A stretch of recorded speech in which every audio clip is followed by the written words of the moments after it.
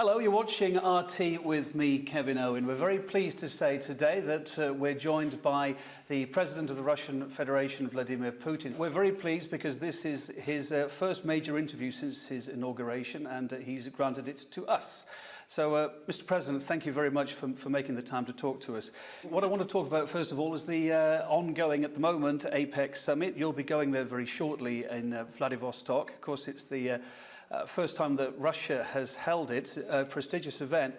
But it always begs the question, what's actually achieved at these events like that, like the G8, like the G20? Now, although APEC is primarily an economic vessel, there's a lot of politics involved as well. And of course, a lot of the key players, including you, including America, a lot of key players disagree on some very key issues. I'm thinking about Syria, I'm thinking about missile defense, thinking about Iran. Is there a danger that the politics may stifle, get in the way of the big economic deals that the very same key players are hoping to sign at this summit, or at least talk about signing? That is true, but in fact, and you've just said it yourself, APEC was originally conceived as a forum for discussing economic issues. And as this year's host country, we also intend to focus on economic and socio-economic challenges. APEC was originally established with the overall objective of liberalizing the global economy, and we intend to make this the key issue on the agenda in Vladivostok.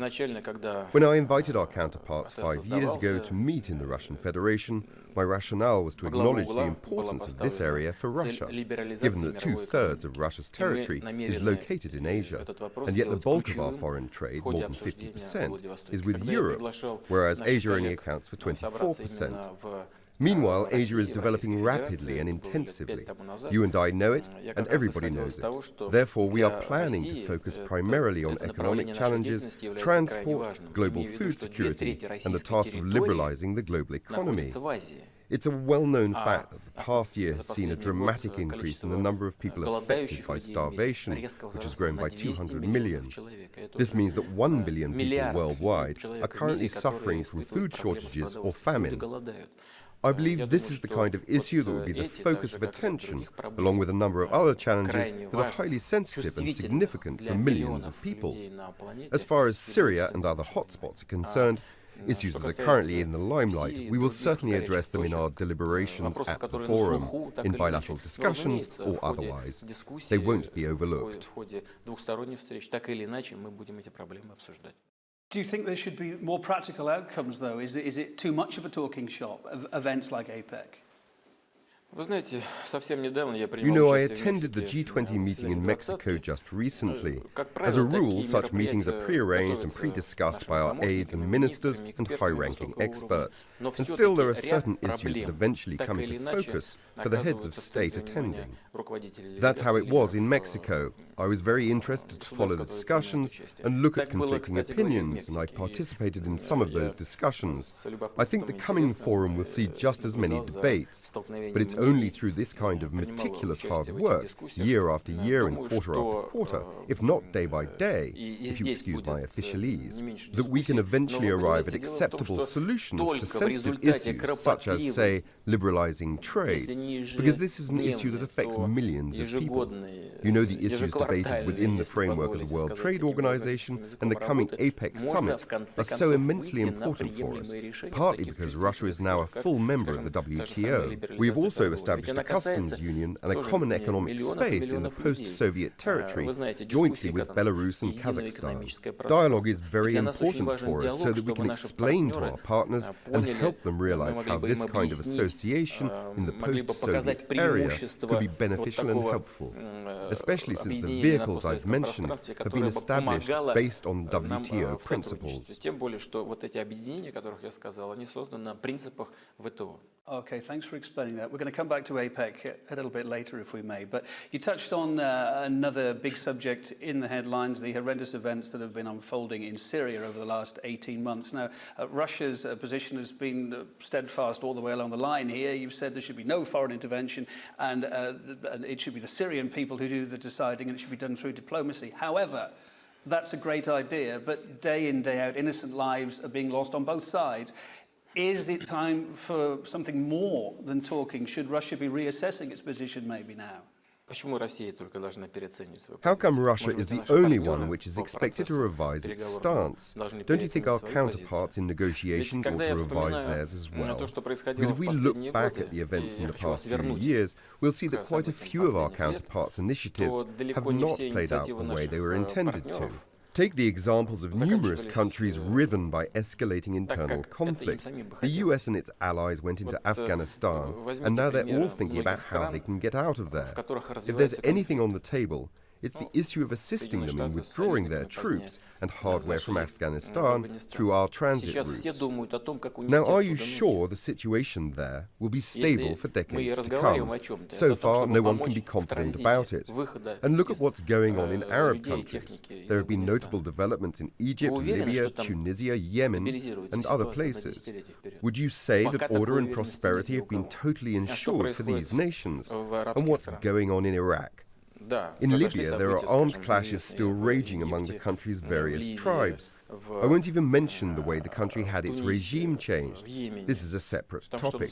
What concerns us, and what I want to emphasize once again, is the current hostilities in Syria. But at the same time, we are just as concerned about the possible consequences of certain decisions, should they be taken. In our opinion, the most important task today is ending the violence. We must urge all the warring parties, including the government and the so-called rebels, the armed opposition, to sit down at the negotiating table and decide on a future that would guarantee security for all stakeholders in Syria. Only then should they get down to any practical measures regarding the country's future governance system. We realize that this country needs a change, but this doesn't mean that change should come with bloodshed. Okay, well, given the facts regarding Syria that you see on the table now, what is the next step there? What do you realistically think is going to happen next? We told our partners we would like to sit down together at the negotiating table in Geneva. And when we did, together we charted a roadmap for further action that can help bring peace to Syria and channel developments down a more constructive path. We received almost unanimous support and shared the talks' results with the Syrian government. But then the rebels actually refused to recognize those decisions, and many of the negotiating parties have also quietly backed down. I believe that the first thing to do is to stop shipping arms into the war zone, which is still going on. We should stop trying to impose unacceptable solutions on either side, because it is a dead end. That's what we should do. It's that simple. Luckily, we generally enjoy friendly relations with the Arab world, but we would like to stay away from Islamic sectarian conflict or interfere in a showdown involving the Sunnis, the Shia, the Alawis, and so on. We treat everyone with equal respect. We also get on well with Saudi Arabia and other countries. I have cultivated a warm personal relationship with the custodian of 2 Islamic shrines. The only underlying motive behind our stance is the desire to create a favorable environment for the situation to develop positively in years to come. What are your thoughts about the United Nations and the way the United Nations has reacted, particularly in Syria? There's been criticism that it's failed to deliver a unified front, if you like, and it's become more of a figurehead organization. Do you share that view? Quite the contrary, I would say. My take on the issue is the absolute opposite of what you have just said. If the United Nations and the Security Council had indeed turned into a mere rubber stamping tool for any one of the member states, it would have ceased to exist, just like the League of Nations did. But the reality is that the Security Council and the UN are meant to be a tool for compromise. Seeking to achieve it is a long and complex process, but only hard work can yield us fruit. Understood. Mr. President, another question I'd like to ask you. A number of Western Arab nations have been covertly, to start with, supporting the FSA, the Free Syrian Army. Indeed, some of them are doing it openly now. Of course, the catch here is that the FSA is suspected of hiring in known al-Qaeda fighters amongst their ranks. So the twist in this tale is that a lot of those countries are actually sponsoring terrorism, if you like, in Syria, countries that have suffered from terrible terrorism themselves. Is that a fair assessment? You know, when someone aspires to attain an end they see as optimal, any means will do. As a rule, they will try and do that by hook or by crook, and hardly ever think of the consequences.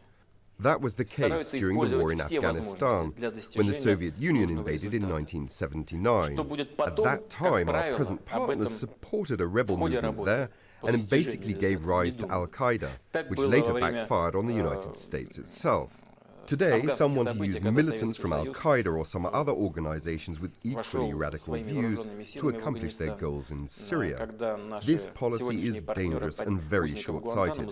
In that case, one should unlock Guantanamo, arm all of its inmates and bring them to Syria to do the fighting. They're practically the same kind of people. But what we should bear in mind is that one day these people will get back at their former captors. On the other hand, these same people should bear in mind that they will eventually end up in a new prison, very much like the one off the Cuban shore. I would like to emphasize that this policy is very short-sighted and is fraught with dire consequences. I'd like to broaden it out a little bit now, a little bit wider from Syria. You touched on it yourself, sir.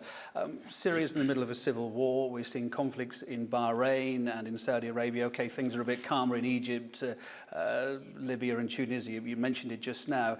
But standing back from it, overall, all the troubles we've seen in the Middle East, all the turmoil there, has it been at all for the good or for the bad? Where's it put that region now? You know, we can discuss this into the small hours and still run out of time. For me, it's clear these events have a historic logic. The leaders of these countries have obviously overlooked the need for change and missed ongoing trends at home and abroad. So they failed to produce the reforms which would have saved the day. All these events logically stem from this background. Whether this is a blessing or a curse, with many negative implications, is now too early to say. In any case, the lack of a civilized approach, the high level of violence, has so far stood in the way of any sustainable political structures which would help solve economic and social problems in societies hit by those events. This is what causes a lot of concern for the future, because the people in those countries, who have had enough of their previous regimes, clearly expect the new governments to begin with tackling their social and economic problems in a competent way. But with no political stability, these problems cannot be solved. Let's turn now to the United States, the upcoming election there, which we're all looking forward to very much. Of course, now the reset button with Russia was firmly pushed by Barack Obama over the last 4 years, but it's had its ups and downs, and there's still that missile defense shield that's a headache for Russia in the east of Europe. If Obama does win a second term, what's going to define the next chapter of Russia and America's relations? And is he a chap that you can do business with?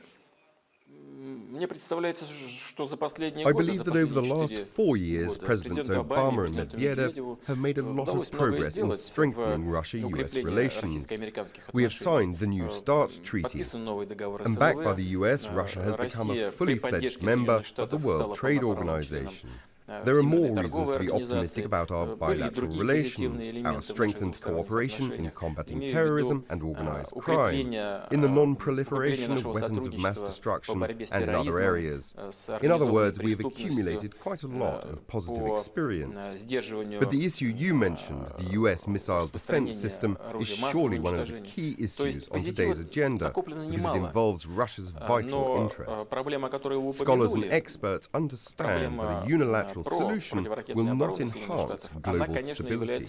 In essence, the intention is to upset the strategic balance, which is a very dangerous thing to do, as any involved party will always strive to maintain its defensive capabilities, and the entire thing could simply trigger off an arms race. Is it possible to find a solution to the problem if President Obama is re-elected for a second term? In principle, yes it is. But this isn't just about President Obama. For all I know, his desire to work out a solution is quite sincere. I met him recently on the sidelines of the G20 summit in Los Cabos, Mexico, where we had a chance to talk. And though we talked mostly about Syria, I had the chance to feel the mood of my counterpart. My feeling is that he is a sincere man and that he sincerely wants to implement positive change. But can he do it? Will they let him do it? I mean that there is also the military lobby and the Department of State, which is quite conservative. By the way, it is fairly similar to Russia's foreign ministry. They are run by a number of professional clans who have been working there for decades. The thing is that in order to solve the missile defense issue, we both need to accept as an axiom that yes, we are reliable partners and allies for each other. Let's imagine for a second we have a solution that means from now on we jointly assess missile threats and control this defense system together. This is a highly sensitive area of national defense. I am not sure that our partners are ready for this kind of cooperation. Is there anything that Russia can do to try and meet in the middle, to give a bit of ground? We did what we could. We said, let's do it together. Our partners are so far refusing to go along, but what else can we do? We can maintain dialogue. That's exactly what we will be doing. But naturally, as our American partners proceed with developing their own missile defense, we shall have to think how we can defend ourselves and preserve the strategic balance. By the way, America's European allies, who also happen to be Russia's partners, have nothing to do with it. I believe that as a European national, you should understand it. This is a purely American missile defense system, and a strategic one at that, with its European elements pushed to the periphery. You see, Europe, just like Russia, is not allowed to take part in either assessing missile threats or controlling the system. Our original proposal was to develop it as a three-party solution, but our partners have not agreed to that. Okay, so we think you can work with Barack Obama if he gets in. What about if Mitt Romney gets in? I've got some quotes here from just a month or two ago. This is the man that, if he makes it to the White House, said, Russia is without question our #1 geopolitical foe. They fight every cause for the world's worst actors. He went on to say, Russia is not a friendly character on the world stage. Could you work with him, sir? Сможем.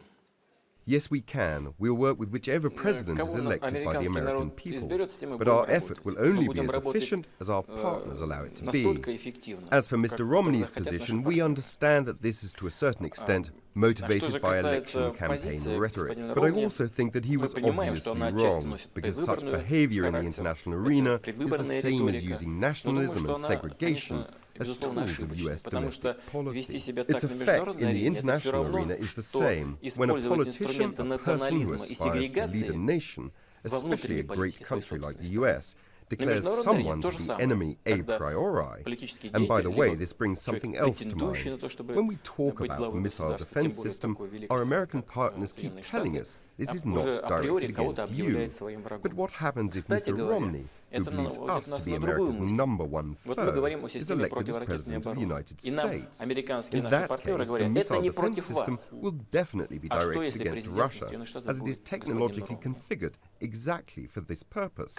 And you also have to think about its strategic character. It's built not for a year or even a decade, and the chances that a man with Romney's views could come to power are quite high. So what are we supposed to do to ensure our security? I'd like to talk about the latest developments in the Magnitsky case for a moment now. Both the US and Britain most recently, are working on this list of high-ranking Russian officials, Russian citizens that they say are responsible for his death. He was a high-ranking finance lawyer who died in a Russian jail, to explain to our viewers. Why is there still such a perception abroad that justice wasn't dealt here in Russia, that the people responsible for it hadn't been dealt with properly? Why does this keep rumbling on? You see, there are people who need an enemy. They are looking for an opponent to fight against. Do you know how many people die while in prison in those countries which have condemned Russia? The numbers are huge. Look at the US that came up with the so-called Magnitsky list. As you know, there is no death penalty in Russia, while the US still keeps it on the books. Anyone, including women, can be executed. At the same time, all civilized societies know that judicial errors can occur in capital punishment cases, even when people plead guilty. It turns out later on that the convict did not commit the crime. But that's one thing. More importantly, I think, only God has the right to take life away. But I don't want to go too much into that right now. There's a lot of philosophy in it. But with that in mind, we could have come up with our own blacklist, and more than one, of people who use the death penalty in other countries, but we choose not to do it. As for Mr. Magnitsky, it's certainly a great tragedy that he died in prison, and there certainly must be a thorough investigation. If someone is found guilty, they must be punished. But what I want to emphasize is there is absolutely no political context in this case. It is a tragedy, but it is only to do with crime and legal procedure, not politics, no more than that. Still, someone's looking to spoil relations with Russia. They have banned some Russian officials who are allegedly involved in the death of Mr. Magnitsky from entering their country. Of course, I do regret his death, and I offer my condolences to his family. But what should Russia do in such cases? Take appropriate steps and similarly list officials of the country that introduces such measures against Russia, like that. And to make it perfectly clear, this case won't be re-examined by Russia. Which case? What needs to be retried? We must only find out whether someone's guilty of his death or not. And if someone's guilty and responsible for the death in some way, that person should be held accountable. That's it. Again, there is no politics behind it. It's the job of the law enforcement professionals to look into it. And of course, the Russian authorities are going to do that. The prosecutor's office is working on it now. Okay, and I'd like to talk about the trial and jailing of Pussy Riot, that punk group band. There's been much criticism that the sentence handed down was too strong, was too much, and the whole case was just made too big a deal of. In fact, it actually backfired, and it's brought more people to their cause with the publicity. With hindsight, so it was a beautiful thing, but with hindsight, do you think that the case could have been handled differently? Could you please translate the name of the band into Russian? Pussy Riot, the punk band. I don't know what you call them in Russian, sir. Maybe you could tell me. Can you translate the first word into Russian? Or maybe it would sound too obscene. Yes, I think you wouldn't do it because it sounds too obscene, even in English. I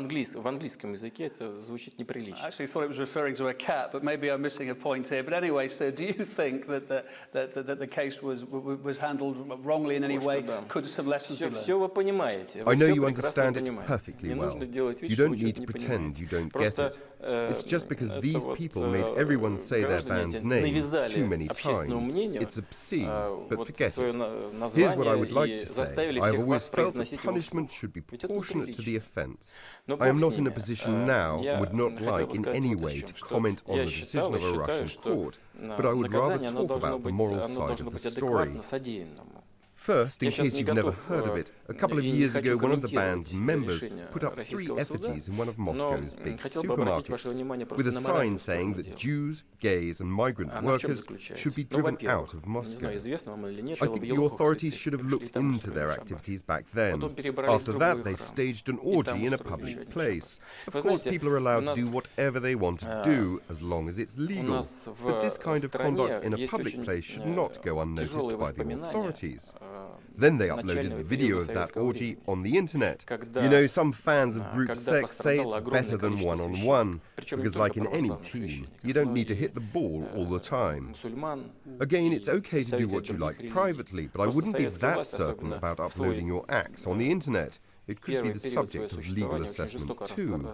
Then they turned up at Yelokhovo Cathedral here in Moscow, causing unholy mayhem, and then went to another cathedral and caused mayhem there too. You know, Russians still have painful memories of the early years of Soviet rule, when thousands of Orthodox, Muslim, as well as the clergy from other religions were persecuted. Soviet authorities brutally repressed the clergy. Many churches were destroyed. The attacks had a devastating effect on all our traditional religions, and so in general I think the state has to protect the feelings of believers. I will not comment on whether the verdict is well grounded and the sentence proportionate to the offence. These girls must have lawyers who defend their interests in court. They have the right to file an appeal and demand a new hearing, but it's up to them. It's just a legal issue. Is it realistic at all you think they will get some sort of early release? I don't know whether their lawyers have filed an appeal or not. I don't follow the case that closely. If they appeal, a higher court is empowered to take any decision. To be honest, I try to stay as far away from the case as possible. I know the details, but I do not want to get into it.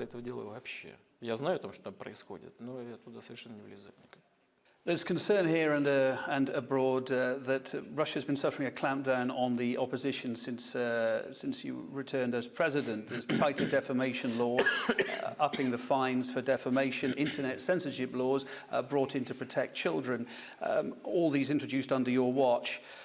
What's the balance between a healthy opposition, you think, and maintaining law and order? What is your view?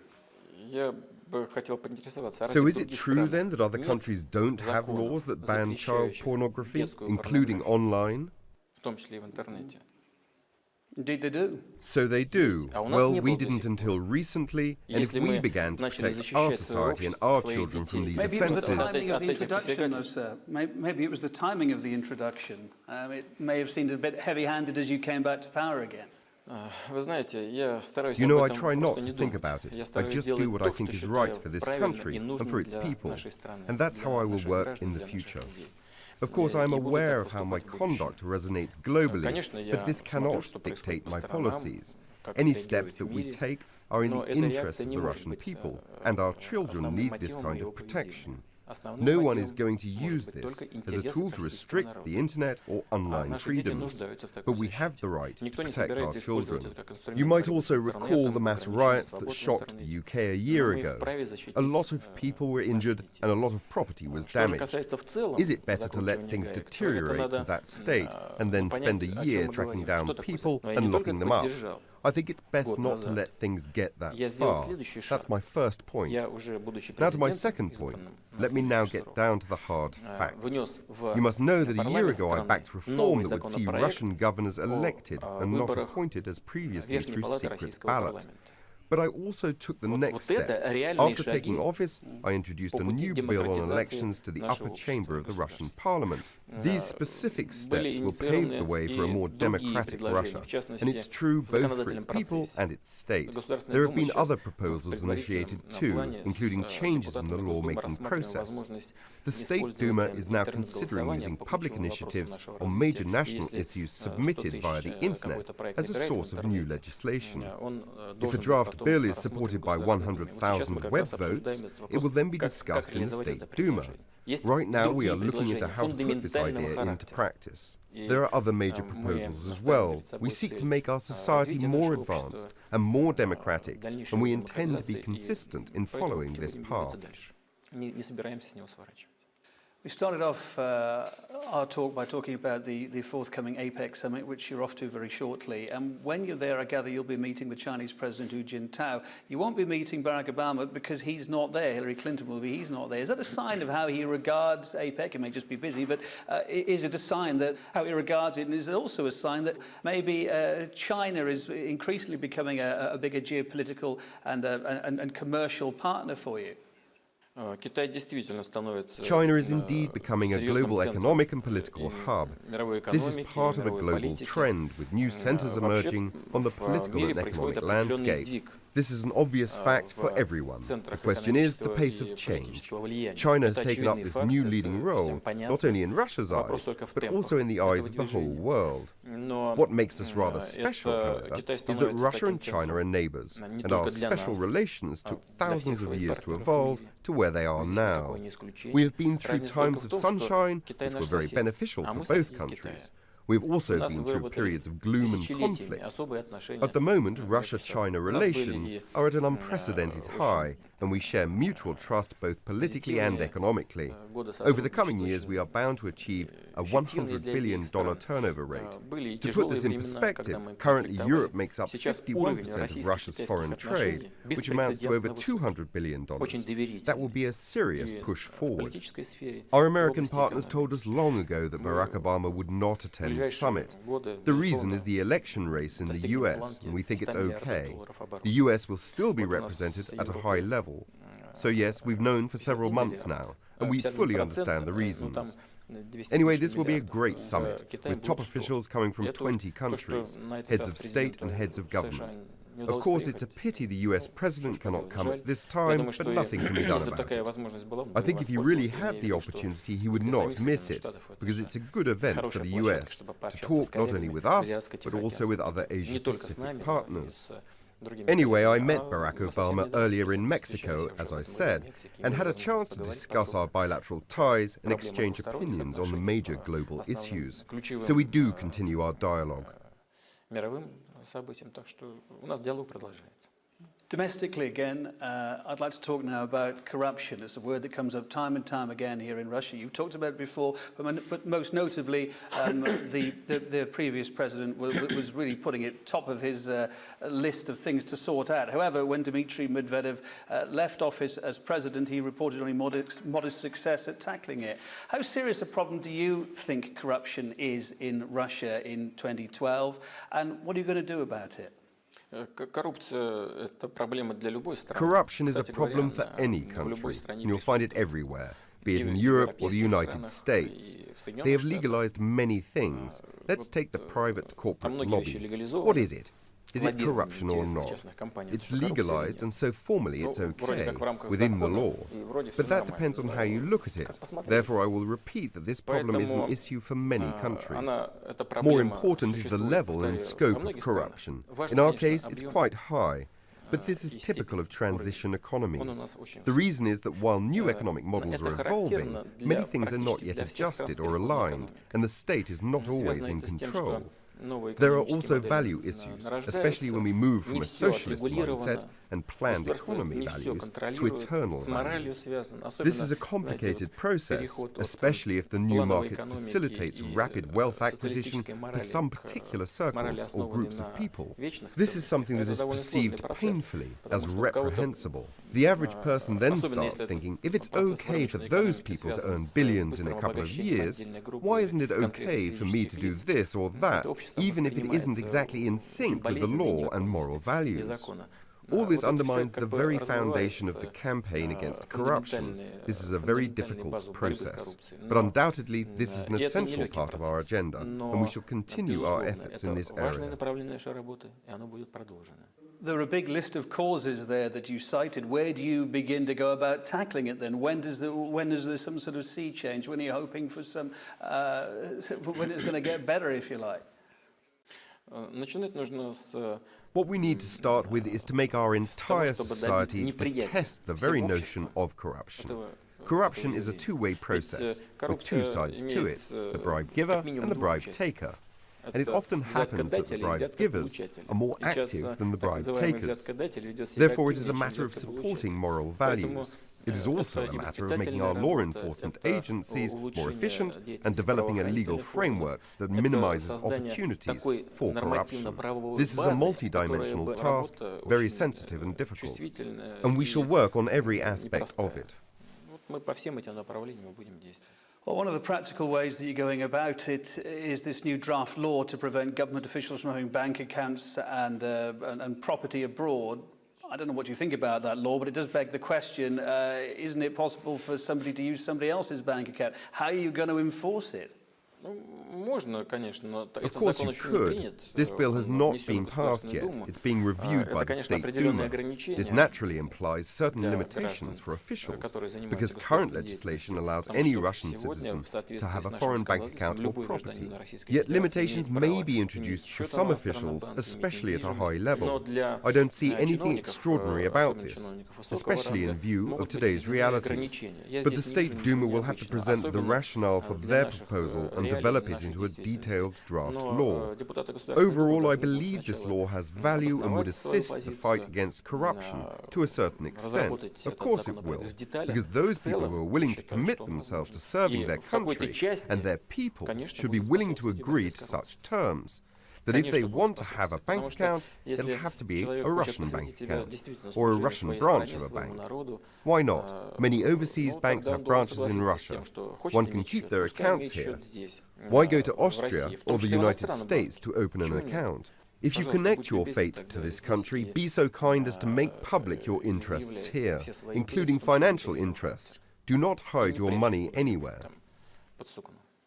While we've got you with us, sir, I'd like to get your thoughts on the ongoing Julian Assange case in Britain. I'm sure you've been watching it, his legal battle with Britain and with a number of other countries as well, but equally his attempts to get asylum in Ecuador, which he's now got. He's holed up in the Ecuadorian embassy. What's your opinion, though, about Britain's stance? At one point, it was talking about revoking the embassy's diplomatic immunities. They could actually go in and get him. That kind of sounds a bit odd when, of course, you think as well that Russia has a number of suspects that Russia wants to talk to in Britain. It's a kind of topsy-turvy situation, isn't it? But they're given safe harbour in Britain. This certainly is an unsettling factor in our relations with the UK. I used to tell my previous counterparts and friends in the British government, not those holding office at the moment, that Britain happens to be harbouring certain individuals who have blood on their hands, having waged a real war on Russian territory and slaughtered people. I told them just imagine what it would be like if Russia were to harbour militants from, say, the Irish Republican Army. Not those negotiating and pursuing a compromise with the government these days, those are perfectly sane and sensible people, but those with a radical agenda. You know what I was told in response? But that's exactly what the Soviet Union used to do, aiding people like that. First of all, I'm a former Soviet Secret Service operative myself. I don't know whether the USSR used to aid this sort of people or not, simply because I never had anything to do with it. But even if we assume it did, that was back in the Cold War era. There has been a cardinal change in the settings. The Soviet Union is history, and what we have today is a new Russia. How can we allow ourselves to be dominated by our old phobias and outdated perceptions of international relations and the kind of relations between our nations? It's time to let them go. We are constantly lectured about how independent Britain's judiciary is. It makes its own decisions, and no one can influence it. But what about Julian Assange? They have ruled him to be extradited. What is that if it's not a self-evident example of a double standard? I won't make a definitive statement, but as far as I know, Ecuador has requested guarantees from the Swedish government that Sweden wouldn't hand Assange over to the United States. No guarantees have been forthcoming. At the very least, this suggests that we are looking at a politically motivated trial. Okay, we'll be following the developments there. And we talked about some of the problems that Russia faces. One of the long-term problems that Russia's been facing is the drugs trade, the import of drugs from Afghanistan. It's increased manyfold since NATO went in there over a decade ago. NATO troops are due out in 2014. What then? Does Russia have any hope that you can curb this huge drugs problem? Пока не решается. So far, it's not being solved. We are constantly engaged in dialogue with our partners, including those nations who have troops deployed in Afghanistan. Yet the situation has not improved. Instead, it's deteriorated. The amount of drugs produced in Afghanistan has increased by 60% in the past year. By the way, I'm not sure about the exact figures, but some 90% of heroin peddled in the UK comes from Afghanistan. This is a common challenge and a common threat for us all. For Russia, this is a very serious threat to our national security that cannot be overstated. More than 20% of the overall drug traffic coming from Afghanistan is marketed inside Russia. That equates to 70 tons of heroin and roughly 56 tons of crude opium as of last year, which is an immense amount, and it definitely qualifies as a threat to our national security. Can you explain to our viewers what the correlation was? Why did this problem increase while NATO troops were there? Was there any connection? Why was that happening? There is an apparent link. I won't bring up any criminal schemes right now, but none of the nations who are currently committing their troops to Afghanistan want to make matters worse for themselves by combating drugs in Afghanistan, because drugs are Afghanistan's way of making a living. 9% of that country's GDP comes from drug trafficking. If you want to replace this 9%, you'll have to pay, but no one wants to. And you cannot get anywhere with mere statements about how you are planning to make up for those drug revenues with other kinds of income. Talk is not enough. What you need is substantive economic policies and financial assistance. Nobody seems willing to provide that, And no one wants to complicate matters for themselves by taking on drug trafficking, because if you take away drug revenues from these people, you effectively compel them to starvation, and that means making even more enemies in Afghanistan. If you go after drugs, people will go after you. That's all there is to it. Drugs are closely related to terrorism and organized crime, but that is something everybody is aware of already. Everyone knows that drug revenues are partly used to finance terrorism. But even this awareness and the realization that Europe is being flooded with Afghan-produced drugs is not enough to encourage our partners to seriously tackle this issue, and this is very sad. A final thought from you, Mr. President. While you'll be talking money and finances at the forthcoming APEC summit that you're going to, looking at the world economy from where you are generally, do you think we're heading for a second global slump? And if we do, is Russia as well prepared to bat it off as it did last time? It did pretty well last time, but is it as well prepared this time?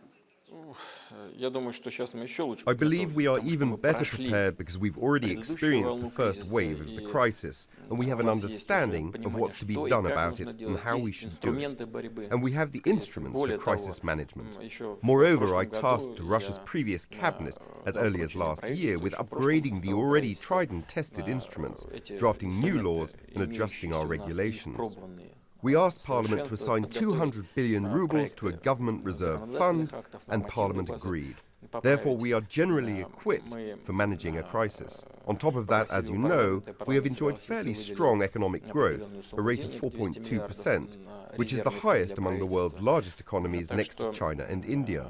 The Eurozone's average growth rate has been 3.9%, while ours was 4.2%.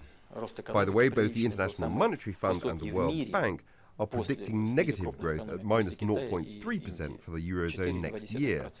This year, we are still counting on positive growth ranging between 4 and 5%. That's precisely why, even if Russia should face economic difficulties, it will have plenty of instruments at hand to deal with the challenge.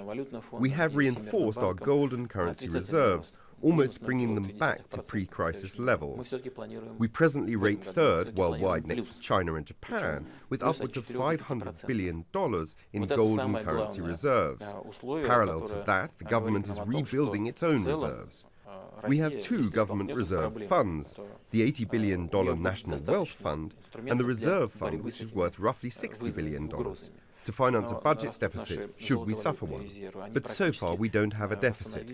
Next year's budget registers a surplus, a slight one it may be. Our unemployment rates are the lowest possible. While unemployment averages 11.2% in the Eurozone and reaches 25 to 26% in economies such as Spain, and reaching 70% among the youth, we maintain an unemployment rate of 5.1%, which is even below pre-crisis levels. But this doesn't make us careless and complacent. We are fully aware that the tricky aspect of the global economy is unpredictability, and you can almost never be sure where the greatest challenges and threats will emerge next. That is why we closely follow everything that's going on in neighboring economies and our partner economies.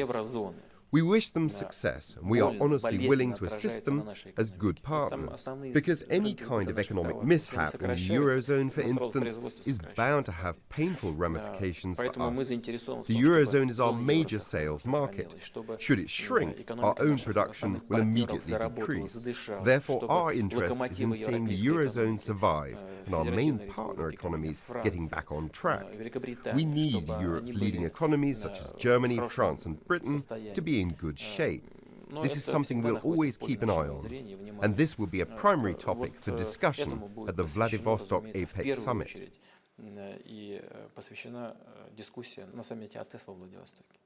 Well, we wish you all the very best. President Vladimir Putin, thank you for talking to RT. Thank you very much.